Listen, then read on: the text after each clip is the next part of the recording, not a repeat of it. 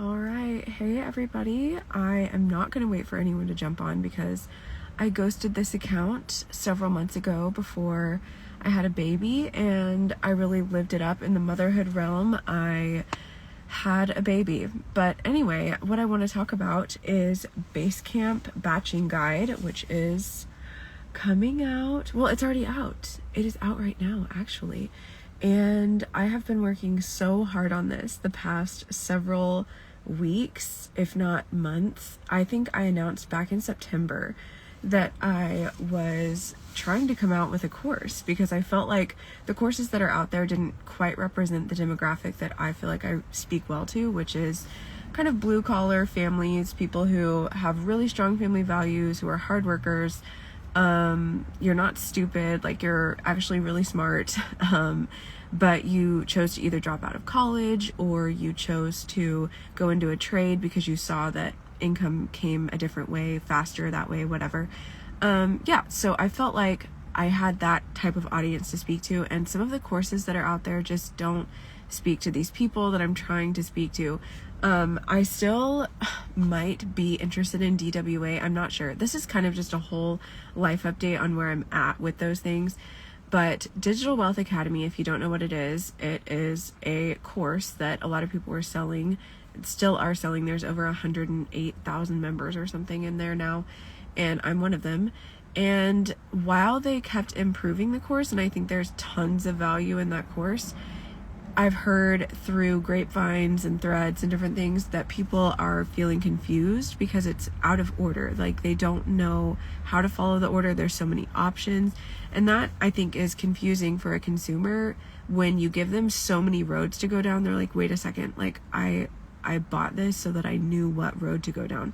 Like you can tell everybody all day long, you can make money online in so many different ways. Like, duh, of course, there's so many ways to monetize the internet, but what is the way that you did it? What is the way that you found success? And so that's where I want to help people with that. So I started brainstorming bootstrap business course, where I was like, you know what? I'm going to teach people how to bootstrap this thing because my target, I think, is more like blue collar people or Gen Zers who don't want to go to college because they feel like it's going to fail them and not give them what they're looking for.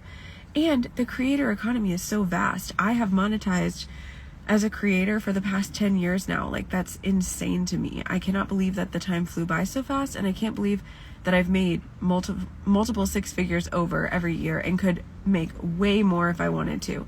But the problem is I can't scale myself. I've been a wedding videographer, content creator, and I can't scale me personally, and I don't want to hire a crew or a team. So, because that's a whole other video for a whole other day. But if you've ever been a brand owner or a business owner and you are the brand, then it's really hard to let that go to somebody else. I don't trust people. I think I have trust issues, I guess. But that shows that I care about quality control. Like I really care about my client and my customer. I do not want to give them something subpar or some person who I rebranded as me. I want to give you me, and I want to give you my expertise, and I want to give you how much I care. And so when it comes to that, that's where Bootstrap was the thing. And it's still there. It is in my Canva. I tweak it, I work on it. But then I felt like there was a higher need, and that is, what good is it to have a business course if you don't know how to market? You know, like you could be a candle seller, you could be an Etsy seller, you could be a dentist, you could be a wedding videographer like myself. I talk to people almost every single week in my industry who struggle with booking people because they can't market, they don't know how to market. And I'm like, bro, I'm literally turning away 150 weddings a year. Like I cannot handle the workload. I tell people, join this industry all day long. There's so much room, like there's no competition. But that just goes to show that marketing matters, messaging matters, finding your target matters, and it doesn't mean you have to niche down to a very specific person who likes this type of kimchi and they read these types of books and they go to these places. Like, no, sorry, that was very specific, I feel like, but you don't have to be that specific. They don't have to have brown hair and green eyes and be under 5 feet tall unless you really want to be that specific with like I've seen like petite outfit influencers. That's beside the point. What I'm saying is You don't have to be so specific when you're new. You actually need to niche up and niche to where you can speak to many different people. Let me get my thoughts in order. Basically, there's so much confusing information out there when it comes to growing on social media. And I was about fed up with it. And I was like, you know what? You don't have to target your audience. Your target audience actually finds you the more times you put yourself out there. But so many people are only putting themselves out there 1 time a week, 2 times a week. And that's why you're not finding your people, because they don't even know you exist. How are they going to know you exist if your billboards are all the way in Kentucky, but they're driving through Texas? It's like, you've got to put your billboards in Texas. You've got to put your billboards in Kentucky. You've got to put your billboards in New York. You know, are you getting the picture? So the point is, as I decided to pivot to Basecamp Batching Guide, let's look at it.